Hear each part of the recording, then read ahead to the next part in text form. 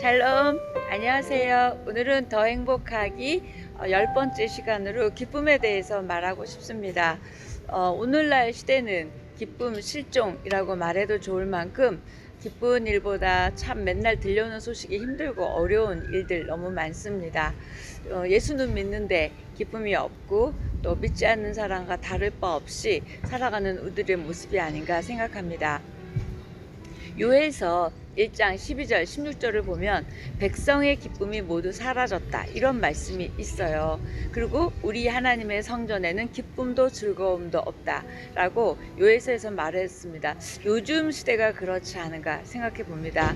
갈라디아서 4장 15절에서는 너희의 모든 기쁨이 어찌 되었느냐, 하나님께서 너희들 어찌 이렇게 기뻐하지 않느냐 라는 말씀을 하고 있습니다. 그럼 우리는 이렇게 대답할 것 같죠? 기뻐할 일이 없다. 어려운 일들만 있는데 어떻게 기뻐하냐? 기쁨을 빼앗는 일들이 너무 많다라고 말하고 싶을 것입니다. 그런데 혹시 저와 여러분이 예수를 믿으면서도 다른 데서 기쁨을 찾으려고 애쓰고 찾다 헤매지는 않는지 생각해 보고 싶습니다. 하나님께서 사람을 창조하신 뒤에 에덴 동산에 두셨잖아요. 그때 이 에덴이라는 뜻이 기쁨, 희락이라는 뜻입니다. 기쁨의 사람 하면 여러분 누가 떠오르세요? 사도 바울이 빌립보에서 기뻐하라 옥중에서 그렇게 얘기했으니까 아마 기쁨 그러면 바울이 떠오를 것입니다. 근데 또 헬렌 켈러도 있어요. 헬렌 켈러가 자서전 마이 스토리라는 책에서 보면 반복되는 문장이 나옵니다. 뭔지 아세요? 나는 기뻤습니다. 그리고 행복했습니다. 입니다. 헬렌 켈러처럼 들리지도 않고 보이지도 않고 그런 말도 안 되고 그런 그 헬렌 켈러가 나는 기뻤습니다. 그리고 행복했습니다. 라고 말한다면 저와 여러분은 모두 너무너무 기쁘고 너무너무 행복하게 살아야 할 것입니다. 헬렌 켈러가 그렇게 될 수 있었던 이유는 많은 사람들은 그렇게 얘기하더라고요. 설리반 선생님의 도움으로 마음의 눈을 떴기 때문이라고 얘기합니다. 마음의 눈을 떴기 때문에 기쁘고 행복한 여인이 되었다면 저희들도 기쁨을 회복하려면 마음의 눈, 영혼의 눈을 뜨고 회복이 되면 우리의 기쁨도 회복되고 행복도 회복될 것 같습니다. 하나님은 우리들이 하나님을 충분히 기뻐하고, 그러니까 하나님이 주시는 것 때문에 기쁜 게 아니라 하나님을 기뻐하고 그다음에 주어진 삶을 기뻐하고 누리기를 원하십니다.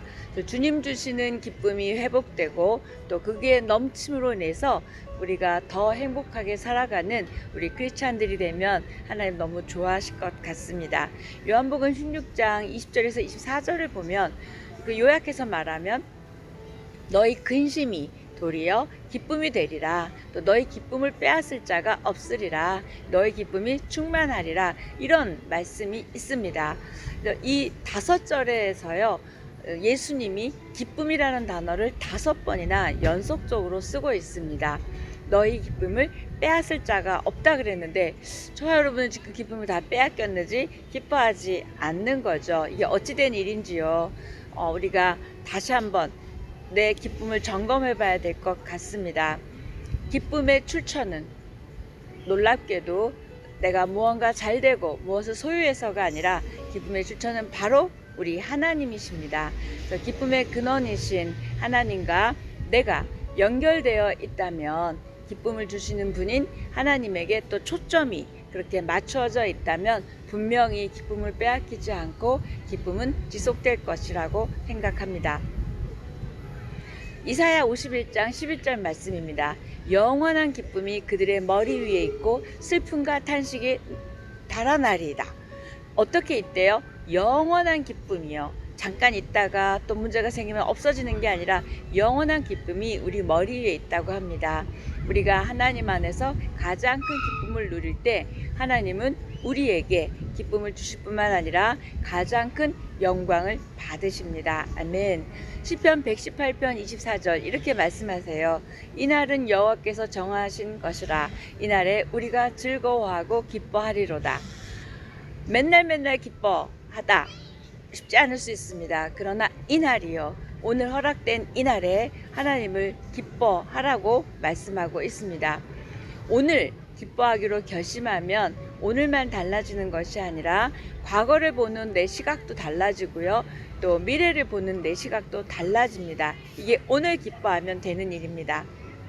우리는 자기 자신에게 내일 이 일이 해결되면, 이 고민이 해결되면 나중에 내가 기뻐할 것이다, 그때 기뻐하자 라고 말하고 있지는 않은지요. 그런 우리들에게 야고보서는 그렇게 말하지 않으세요. 내일 일을 너희가 알지 못한다 말했습니다. 오늘 어떻게 될지 몰라요. 그렇기 때문에 지금 오늘 기뻐하라고 말씀하고 있습니다. 기쁨도 행복도 지금 오늘 여기에 있는 것이 바로 저와 여러분의 것입니다. 평생을 기쁘게 살라 쉽지 않을 수 있는 일이지만 오늘 지금 내가 기쁘고 행복할 수는 있잖아요. 그거 하자고 말씀하고 있습니다. 행복은 선택이라고 말씀드린 적이 있는데요. 제가 오늘 기쁨을 준비하면서도 드는 생각은 기쁨도 선택입니다. 똑같은 일이 벌어졌을 때 기쁨을 선택하는 분들이 있거든요. 고난을 지나도 기쁨으로 지나가는 분이 있고요. 정말 그렇지 않은 분도 있습니다. 하나님께서 주시는 그 영원한 기쁨이 저와 여러분에게 충만하게 넘침으로 인해서 오늘 그리고 나에게 있는 모든 상황마다 기쁨을 선택하는 우리들이면 그 삶 자체가 하나님 앞에 영광이 될 것입니다. 빌립보서 4장에 보면 기뻐하라, 주 안에서 기뻐하라 이렇게 얘기하잖아요. 근데 우리는 기쁨은 감정이라고 생각하는데요. 기쁨은 감정이 아니라 영성입니다. 그리고 우리 주님의 명령이고요. 하나님의 뜻입니다. 기쁨을 조금 쉽게 표현하면 내적인 행복감이죠. 그래서 우리의 삶에는 좋은 일만 일어나지 않죠. 그래서 어떤 상황일지라도 이 내적인 행복감을 선택하고 또 그것을 결단할 때만이 저 여러분은 기뻐할 수 있습니다. 나는 주 안에 있기 때문에 오늘 기뻐할 것을 선택한다. 이렇게 내 영혼에게 들려주고 여러분이 결단한다면 숨쉬는 순간마다 주 안에서 여러분은 기쁨이 넘칠 것입니다. 기쁨은 감정이 아니라 그랬죠. 태도입니다. 삶에 대한 태도, 또 나에 대한 태도, 무엇보다도 하나님에 대한 태도입니다. 그래서 은혜의 결과이고요. 또 은혜를 받은 증거가 바로 기쁨입니다. 성령의 9가지 열매 중에 사랑과 희락과 화평할 때 두 번째 이 희락이 기쁨이지요. 왜 두 번째 기쁨이 있을까요? 저는 사랑이 있으면 기쁠 수 있지요. 그래서 이 기쁨의 또 굉장히 중요한 조건이 사랑입니다. 내가 하나님으로부터 사랑받고 있다는 그 확신이요. 또 내가 하나님을 사랑한다는 그 믿음의 고백이요. 또 내가 누군가를 사랑하고 누군가로부터 사랑을 받는다면 분명히 우리는 기쁨이고 기뻐야 할 것입니다. 전도서 3장 12절 이렇게 말씀하세요. 사람들이 사는 동안에 기뻐하는 것보다 더 나은 것이 없는 줄을 내가 알았고. 이건 뭐예요? 남는 것이 정말 중요한 것은 기뻐하는 것보다 중요한 게 없다고 얘기합니다. 여러분은 하나님의 자녀이기 때문에 또 하나님이 여러분을 사랑하시기 때문에 진짜 기쁘세요? 한번 질문에 답해 보십시오. 하나님 한 분만으로도 기뻐할 이유가 충분히 있는가? 라면 우리는 갸우뚱 한번 아닌 나의 모습을 보게 됩니다. 저와 여러분 안에 하나님이 계시다면 기쁨은 충만해야 할 것입니다. 또 기쁨이 없다면 내 믿음을 한번 점검해 보고요. 내가 아무리 열심히 신앙인이라 할지라도 내 안에 하나님이 계신지 한번 의심해 보아야 할 것입니다. 하나님과 동행하는 삶을 살고 있다는 사실을 확인할 수 있고 그 사람이 하나님을 정말 사랑한다는 것을 확신할 수 있는 건 바로 기쁨입니다. 영혼의 만족, 기쁨입니다. 여러분 하나님 사랑하시죠? 또 여러분은 하나님 사랑하시는 거 아시죠? 주님과 동행하시지요? 그러면 기쁨입니다. 요한복음 15장 11절 내가 이것을 너희에게 이름은 내 기쁨이 너희 안에 있어 너희 기쁨을 충만하게 하려 함이라. 이때 충만하게 하려 함이라 또는 온전하게 하려 함이라.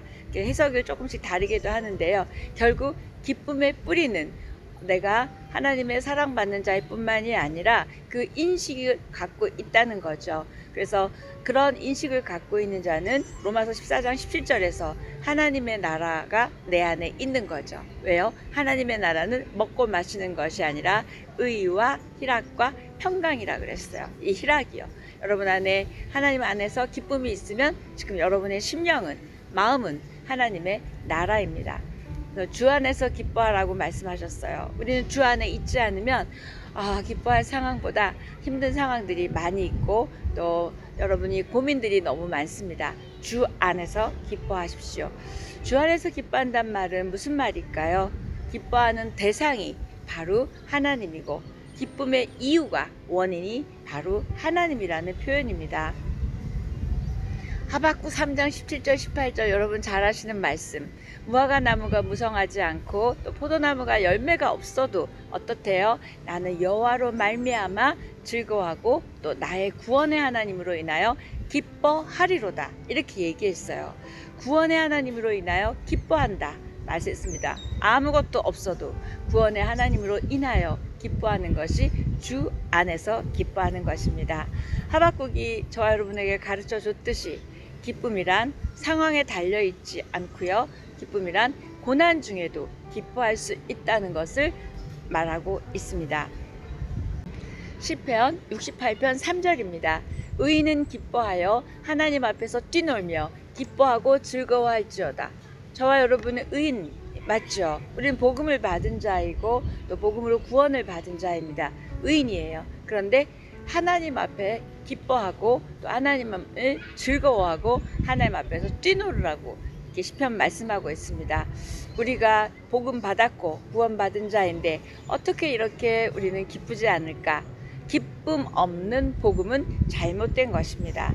여러분 정말 복음을 믿는다면 또 복음 안에 있다면 복음을 전하고 싶은 자라면 여러분 기쁨이 넘치는 우리여야 할 것입니다. 평범한 일상에서 또 문제가 있는 일상에서 기쁨을 얻을 줄 아는 사람은 틀림없이 어디서나 기쁨을 누릴 수 있고요. 또 주님 때문에, 하나님 때문에 기뻐하는 자 맞습니다. 저와 여러분이 누려야 하는 기쁨 어디서 온다 그랬죠? 하나님으로부터 온다고 말씀드렸습니다. 그래서 주 안에서 기뻐하는 거고요. 하나님이 나의 아버지신 거, 그 아버지가 나를 사랑하시는 거, 또 하나님과의 관계 때문에 내가 무엇이든 구할 수 있는 거, 또 하나님이 주시는 영적인 그런 영광스러운 유업이 나의 것이 될 것이라는 거, 또 구원과 영생이 우리에게 보장됐고요. 또 무엇보다도 그리스도의 선물이 우리가 갖고 있는 자라는 많은 이유 때문에 제가 염려에 대해서 말씀할 때도 바울이 갖고 있는 거 우리가 갖고 있는데 왜 염려하십니까 했듯이 바울이 갖고 있는 거 우리가 갖고 있는데 왜 기쁘지 않을까요? 바울은 감옥에서도 기뻐했습니다. 기쁨의 근원이신, 기쁨의 원천이신 창조주 하나님을 기뻐하십시오. 그러면 여러분이 어떤 삶의 자리에서도 기뻐할 수 있습니다. 그 기쁨의 근원 되시는 하나님과 멀어지거나 하나님을 떠난 모든 인간은 기뻐할 수 없습니다. 우리가 그렇게 만들어진 존재예요. 그래서 느헤미야 8장 10절에서도 보면 여호와를 기뻐하는 것이 너희의 힘이니라. 왜 이렇게 힘이 없는가 했더니 여호와를 기뻐하지 않았나? 한번 생각해 봐야 할 것 같습니다. 또 시편 37편 4절에서도 여호와를 기뻐하라. 저가 내 마음의 소원을 이루어 주시리로다. 소원이 안 이루어진 게 하나님을 안 기뻐해서 그러나 할 만큼 너무나 명확하게 여호와를 기뻐하면 하나님이 우리 마음의 소원을 이루어 주신다고 말씀하고 있습니다. 저는 그 기뻐하라는 말씀을 쭉 성경을 찾으면서 이번에 더 제가 원래 좋아하는 말씀이기도 한데 스바냐 3장 17절 말씀입니다. 내가 하나님을 기뻐하기 전에 하나님께서 나로 말미암아 그 기쁨을 이기지 못하시고 나를 잠잠히 사랑했다는 거예요. 우리가 하나님을 기뻐하기 전에 그분이 나를 기뻐서 어쩔 줄 몰라 하셨대요. 그게 정말 기쁨의 이유인 것 같습니다. 이렇게 저와 여러분은 하나님이 기뻐하시는 한 사람 한 사람이어서 너무나 소중한 존재라는 거죠. 그래서 내가 나를 사랑하고 내가 나를 용납하지 않으면 아무리 하나님 안에 있어도요 우리는 기뻐할 수 없습니다. 여러분 그렇게 사랑받는 자 여러분을 여러분 자신이 용납하고 사랑하십시오. 거기서부터가 기쁨의 시작입니다. 기쁨은 전염성이 너무 강해요. 그래서 코로나보다 더 강합니다. 누가 한 사람이 기쁘면 그 바이러스가 옮겨져서요. 기쁨 바이러스가 때문에 다 밝아집니다. 여러분이 기쁨 바이러스 되시기를 축복합니다. 또 성경에서는 기쁨과 고난을 분리하지 않습니다. 우리는 기쁨하고 고난이 전혀 상관없는 단어 같잖아요. 그런데 야고보서 1장 2절 3절 이렇게 말합니다. 내 형제들아 너희가 여러 가지 시험을 당하거든 온전히 기쁘게 여기라. 이는 너희 믿음의 시련이 인내를 만들어내는 줄 너희가 알미라. 온전히 기쁘게 여기래요. 시험, 어려움, 고난 있을 때. 근데 정말 그게 불가능하다면 하나님은 우리에게 명령하셨을까요? 가능하기 때문에 그렇게 기뻐하라고 말씀하십니다. 고난 중에 기뻐하는 게 가능해요? 네, 가능한 것 같습니다. 큰 일을 당하고도 기뻐하시는 분들 제가 참 많이 보고요. 아무 일도 없는데 전혀 기쁘게 살지 않는 분들도 참 많이 봅니다. 기쁨은 선택입니다. 그래서 기쁨은 그 고난을 피하거나 고난이 없을 때 오는 것이 아니라 그 고난을 뚫고 지나갈 때 누구랑 우리 하나님과 고난을 뚫고 지나갈 때 나오는 것이 바로 기쁨입니다. 기쁨은 저와 여러분의 선택이고요. 또 상황에 대한 해석이고요. 또 소망입니다. 기쁨을 빼앗기지 않고 싶습니다. 그렇죠? 그러려면 어떻게 해야 될까? 아까도 말씀드렸듯이 자신을 기뻐하셔야 되고요. 자신의 삶의 자리를 수용, 받아들이고 또 거기서 기뻐할 수 있어야 됩니다. 그럴 때 요한복음 16장 20절에서 말씀하신 것처럼 너희 근심이 도리어 기쁨이 되리라 이렇게 말씀대로 될 것입니다. 그리고 사도행전 3장 19절에 유쾌하게 되는 날이 주 앞으로부터 이를 것이요 유쾌하게 되는 날이 올 것이라고 말하고 있습니다. 기쁨을 누리지 못하게 방해하는 문제들은 사실 따지고 보면 다 땅의 것이에요. 또 두고 갈 것들입니다. 그래서 우리는 이 땅의 것 두고 갈 것이 아니라 천국을 우리 하나님을 바라봄으로 인해서 모든 것이 해결될 때 우리는 기뻐할 수 있습니다. 기쁨은 영적인 것이기 때문에 하늘을 바라볼 때 하나님 안에서만이 가능한 것입니다. 기쁘게 살겠다는 결단은 이 땅의 모든 문제를 하나님과 하나님의 능력으로 천국의 능력으로 이기겠다는 결단이고요. 또 어떤 상황 어떤 문제 앞에서도 하나님이 주시는 기쁨으로 이기겠다는 결단입니다. 저 여러분은 우리 하나님의 기쁨이고요. 또 우리는 하나님의 기쁨일 뿐만 아니라 우리가 서로가 서로의 기쁨이죠. 그런 우리였으면 좋겠습니다. 시편 16편 11절 마지막으로 읽고 마치고 싶은데요. 주께서 생명의 길로 내게 보이시리니 주의 앞에는 기쁨이 충만하고 주의 우편에는 영원한 즐거움이 있나이다. 아멘. 그래서 우리는 이렇게 하나님 앞에 있는 기쁨과 즐거움을 가지고 누리는 자이기 때문에 근심하는 자 같으나 항상 기뻐할 수 있습니다. 여러분 기뻐하십시오. 이 기쁨은 하나님 앞에 드릴 수 있는 여러분의 최고의 믿음의 표지이고요. 또 무엇보다도 최고의 제사, 최고의 예배입니다. 그런 저와 여러분이 기쁨으로 하나님 앞에 영광이 될 뿐만 아니라 우리가 좀 더 행복해지는 우리였으면 좋겠습니다. 여러분 기뻐하십시오. 사랑합니다. 오늘 여기까지 하겠습니다.